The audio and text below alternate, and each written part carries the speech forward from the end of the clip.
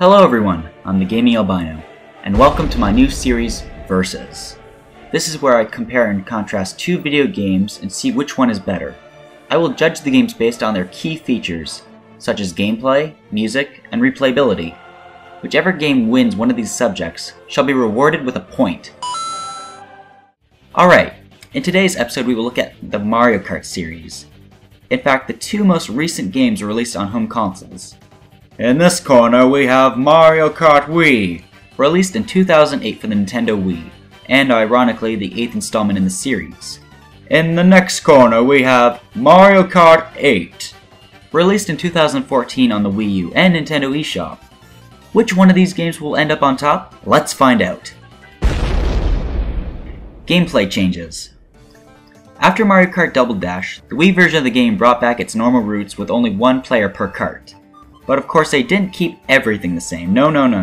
Nintendo added 4 more racers to the track, so that would be a total of 12 players racing at a time, and each character can choose between 6 karts and 6 bikes. Oh yeah, I forgot to mention, motorbikes were brought into this game. Kinda defeats the name of Mario Kart, but it's not too much affected on me. And when you perform wheelies you can increase your speed. With the Wii's motion control, it was inevitable that they would add this gimmick to Mario Kart as well, and that was answered in the form of the Wii Wheel. A neat plastic little steering wheel that you could slide your remote into that makes it feel like a true racing experience. Well, as real as you can get inside your living room. You can even perform tricks in the air with a little shake.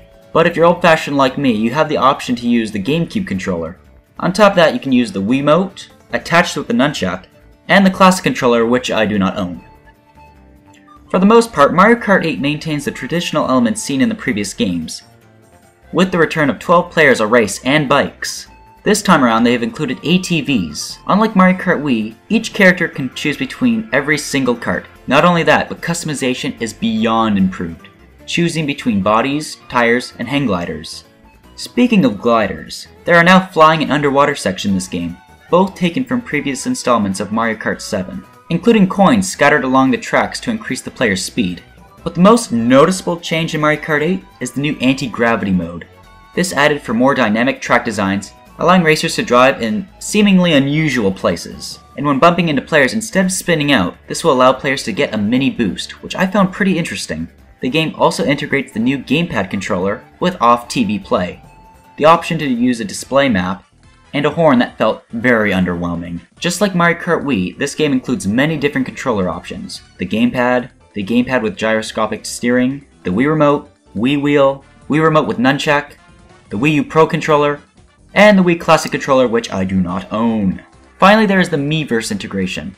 That allows players to post comments and pictures, which I found very helpful. Out of the two games, which one had the most interesting changes? Without a doubt, I'm giving this point to Mario Kart 8. Game modes. Mario Kart Wii hosts the same game modes as previous installments, but with a few changes here and there. Firstly, there's the Grand Prix. This is where you choose the difficulty and race against 11 other players in 8 different cups. 4 Nitro Cups containing 4 new tracks each, and Retro Cups that contain 4 older tracks. A total of 32 tracks. This mode can also be played with a second person. In the time trial mode, racers practice on tracks and find the best methods for getting the best time on a race. Depending on how well you can do, you can play against staff ghosts, friends ghost, and even your own ghost.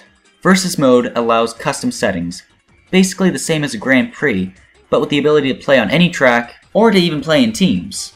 This is also great fun to play online.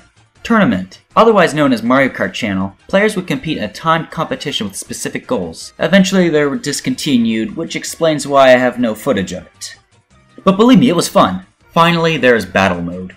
You can play up to 4 players locally and 12 online. There are 2 ways to play. The first one is Battle Mode. All drivers get 3 balloons and must use items to hit opponents to pop their balloons, and get 1 point for each hit. But don't worry about losing your balloons. They'll just come back. And the second way to battle is Coin Runners. This time you gotta obtain more coins with your team than the other in a certain amount of time. If drivers hit opponents, opponents will drop their coins and you can then steal them. Mario Kart 8 for the most part has the exact same modes. The Grand Prix is the same except being able to have 4 local players instead of 2. Same thing can be said about Trials and Ghosts, but with the addition of posting your ghosts on Miiverse and having others comment on your performance.